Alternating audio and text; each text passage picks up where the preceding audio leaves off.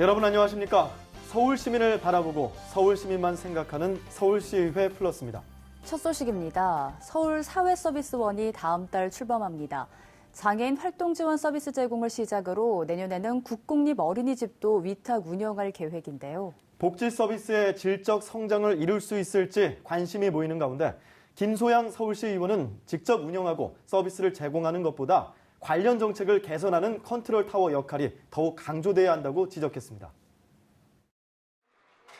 어르신 장기 요양, 장애인 활동 지원, 보육 같은 돌봄 서비스를 서울시가 직접 관장하는 서울사회서비스원이 다음 달 출범합니다. 우선 올 하반기에 장애인 활동 지원 서비스 등을 제공하는 종합재가센터 4곳을 설치하고 활동 지원사도 직접 고용할 예정이어서 종사자들은 반기는 분위기입니다. 장애인 이용자가 그냥 마음에 들지 않아서 그냥 자의로 이렇게 서비스 제공을 거부하시면은 그때부터 그 활동 지원사는 그 수입이 발생하지 않는 상태로 됐는데요. 서비스를 직접 제공하는 인력들이 직접 고용이 돼야 되는 거고 또 월급제가 실현이 돼야 되는 거고요. 하지만 서울사회서비스원의 세부 운영 계획이 미진해 돌봄의 공공성을 얼마나 확보할 수 있을지 우려의 목소리가 나오는데 관련 정책을 개선하는 컨트롤 타워 역할을 해야 한다는 주장입니다. 서울사회서비스원에서 직접 고용해서 서비스를 제공하는 게 상당히 작은 부분을 차지한다라고 할 수 있죠. 정책 선도의 역할이랄지 이런 부분을 담당해야지 직접 운영하고 직접 서비스를 제공하는 것에는 큰 의미가 없다라고. 중증장애인이나 24시간 돌봄 등 민간에서 하기 어려운 분야를 전담해야 한다는 지적도 나옵니다.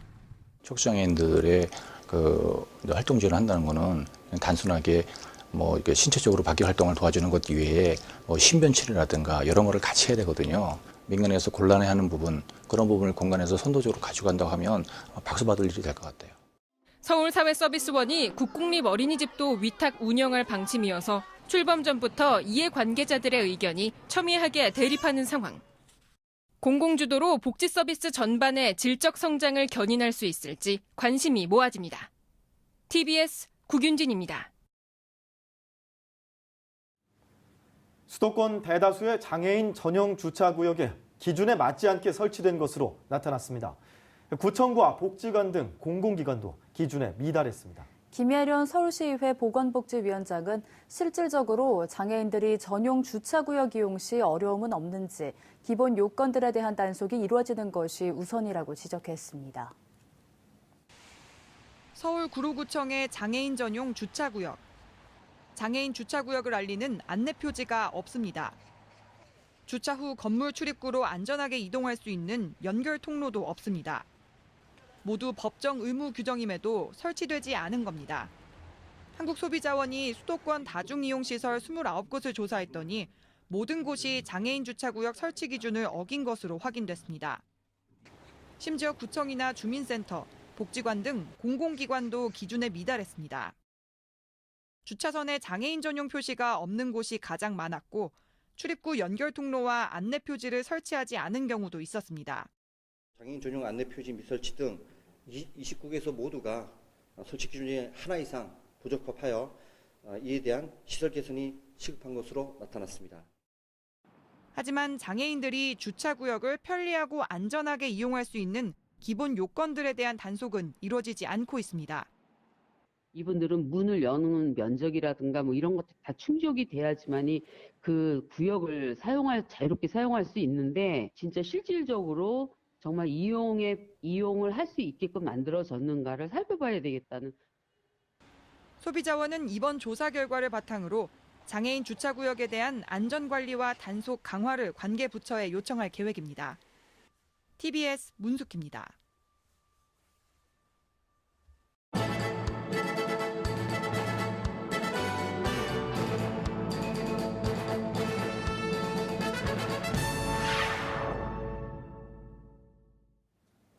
서울시의회 도시계획관리위원회는 지난달 20일 재건축 지역 세입자 대책 마련을 위한 토론회를 개최했습니다. 이번 토론회는 지난해 말 발생한 마포구 아현동 단독주택 재건축 사업구역 내 세입자의 한강투신 자살 사건을 계기로 재건축 세입자의 주거권 보호에 대한 요구가 높아진 가운데 이를 위한 법률적, 제도적 보완 대책 마련을 위해 준비됐습니다. 김재형 서울시의원은 재건축 사업도 재개발 사업처럼 형평성에 맞게 보상과 이주 대책이 마련돼야 한다며 이와 관련해 최근 금태섭 국회의원이 발의한 도정법 개정안이 국회에서 논의될 예정인 만큼 도시계획관리위원회도 관련된 후속 조치와 조례 재개정에 힘쓰겠다고 말했습니다.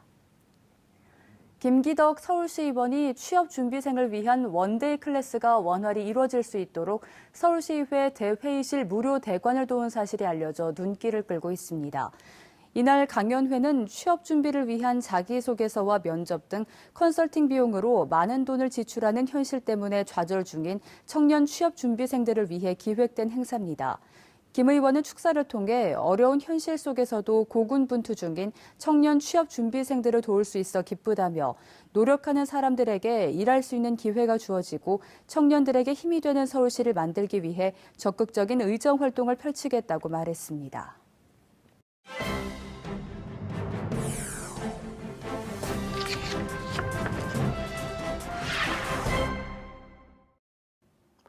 서울 시민을 바라보고 서울 시민만 생각하는 서울시의회. 결코 멀리 있지 않습니다. 조례를 알면 서울시의회가 더 잘 보입니다. 서울시의회에서 발의 제정안 조례를 알기 쉽게 소개해드리는 손에 잡히는 조례 시간입니다. 따뜻해지는 봄이 점점 다가오면서 야외 활동 계획도 차근차근 준비하고 계실 텐데요. 자녀를 둔 부모님들에게는 내 아이가 뛰어노는 놀이시설이 얼마나 깨끗하고 또 안전한지 걱정이 될 수밖에 없죠. 그래서 서울시의회가 어린이 놀이시설 관리를 위해 조례 마련을 추진 중이라고요. 네, 그렇습니다. 김희걸 서울시의원은 지난 1월 어린이의 안전사고를 미리 예방할 수 있도록 놀이시설의 효율적인 관리, 유지 등에 필요한 사항을 명시한 서울특별시 어린이 놀이시설 안전관리 조례안을 발의했습니다. 조례에는 시설물의 확충과 유지 보수, 모래장 내 잔류세균과 오염도 검사에 관한 사항 등이 포함된 어린이 놀이시설 안전관리 계획을 서울시장이 2년마다 수립하도록 명시했습니다. 또한 상위법에 따라 월 1회 이상 안전점검을 실시하도록 했으며 필요시에는 어린이 놀이시설에 대해 관련 법에 따라 지정받은 전문기관에 위생점검을 의뢰할 수 있도록 했죠. 네, 아파트 단지 내 놀이터만 떠올려봐도 날씨가 따뜻해지면 아이들이 뛰노는 모습을 쉽게 볼 수 있는데요. 그만큼 크고 작은 사고들도 많이 발생할 것 같아요. 네, 그렇습니다. 행정안전부는 지난 2월 2018 어린이 놀이시설 안전사고 분석 결과를 발표했는데요.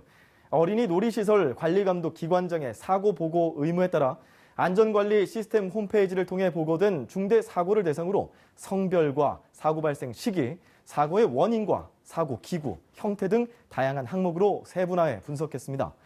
전국에 설치된 72,500여 개소에 이르는 어린이 놀이시설에서 발생하는 사고 사례 분석을 통해 사고 예방과 재발 방지를 위한 안전 대책을 마련하고 어린이에게 보다 안전한 놀이 환경을 제공하기 위함이죠. 네, 그렇다면 조사 결과 어린이 놀이시설에서 얼마나 많은 사고들이 발생하고 있는지 궁금합니다. 네, 분석에 따르면 지난해 1년간 일어난 놀이시설 내 안전사고는 286건이었는데요. 다행히 이는 전년 대비 11.2% 감소한 수치였습니다. 놀이기구별 사고 건수는 조합 놀이대가 101건, 35.3%로 가장 많았고요. 건너는 기구 61건, 오르는 기구 41건, 바닥재로 인한 사고도 9건으로 조사됐습니다. 성별 안전사고 부상자는 전체 294명 중 남자 어린이가 165명, 여자 어린이가 129명으로 상대적으로 활동량이 많은 남자 어린이의 사고 발생이 여자 어린이보다 약 1.3배 정도 더 많은 것으로 나타났습니다. 사고 발생 시기로는 야외 활동이 많아지는 4에서 5월과 9에서 10월이 전체 사고의 절반가량인 152건을 차지했고요. 6월 31건, 3월이 29건으로 그 뒤를 이었습니다. 네, 야외 활동이 늘어나는 시기가 곧 다가오는 만큼 어린이 놀이시설에서의 사고 발생에 더욱 주의를 기울여야 할 것 같습니다. 또 오르는 기구와 건너는 기구 등 공중에서 즐기는 놀이시설이 많은 만큼 사고 발생 시 위험도 클 것 같은데요. 네, 말씀하신 것처럼 사고 유형은 추락이 212건으로 74%를 기록했습니다. 사고 발생 시 주요 손상 유형은 골절이 237건으로 대부분을 차지했고요. 특히 최근 3년간 분석 결과 추락으로 인한 사고가 가장 많이 발생하고 있는 것으로 조사됐는데요. 사고의 원인으로는 이용자 부주의로 인한 사고가 98.7%를 차지한 것으로 나타나 아이들도 부모님들도 놀이시설 이용에 앞서 각별한 주의가 요구되고 있습니다. 네, 서울시의회의 어린이 놀이시설 안전관리 조례안이 제정된다면 서울시 차원의 보다 촘촘한 관리가 가능해지지 않을까 기대가 되는데요. 우리 미래의 꽃인 자라나는 아이들이 보다 안전하게 뛰어놀 수 있는 환경이 조성되길 바랍니다.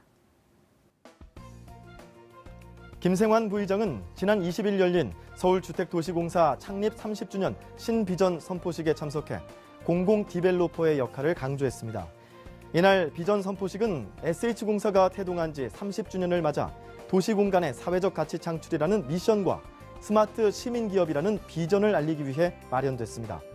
김 부의장은 축사를 통해 SH공사는 지난 30년간 어떤 모습으로 시민의 삶을 주거 공간에 담아낼 것인가를 고민해왔고 그 결과 도시재생과 주거복지를 선도하며 서울 시민의 주거 패러다임을 바꾸는 데 큰 역할을 했다고 평가했습니다. 그러면서 공공 디벨로퍼로서 서울의 미래를 준비하는 SH공사의 비전이 제대로 실현될 수 있도록 서울시 의회도 함께 고민하고 행동해 나아가겠다는 의지를 천명했습니다. 김 부의장이 강조한 공공 디벨로퍼란 공익과 공공성을 추구하는 부동산 개발자라는 뜻으로서 30년의 경험과 서울에 대한 사랑을 바탕으로 지속 가능한 도시 발전을 위해 SH공사가 더욱 노력해 줄 것을 강조한 것입니다. 김희걸 정책위원장은 LW 컨벤션 센터에서 SSK 네트워킹 지원사업단이 주최한 정책 수요 워크숍에 참석했습니다. SSK 네트워킹 지원사업단은 한국 사회과학의 역량 강화를 통해 연구 기반을 조성해 미래 한국 사회를 예측 설계하고 사회 위기를 진단 처방해 한국 사회 선진화에 기여할 목적으로 설립된 단체입니다. 김 위원장은 서울특별시의회 정책위원회의 개요와 기능, 활동 실적, 정책위원회 연구 수행 및 정책 연계 현황 등을 소개하면서 이번 행사가 학자, 전문가, 일반 시민, 학생, 공무원 등이 함께 모여 사회 현상을 고민하고 해결 방안을 모색하는 뜻깊은 자리라고 의미를 부여했습니다. 특히 서울특별시 정책위원회가 인문학과 사회과학의 연구활동을 정책 수립과 연계해 1000만 서울 시민이 행복한 삶을 누릴 수 있도록 실제적인 역할을 다하는 위원회로 만들겠다고 약속했습니다. 김 위원장은 학계와 시민단체의 다양한 의견 제시가 조례 발의 등 의정활동에 큰 도움이 되고 있다고 말하고 장애인 및 아동, 사회적 약자, 소외계층을 위한 정책 개발에 의정활동의 역량을 집중하겠다고 의정활동의 포부를 밝혔습니다.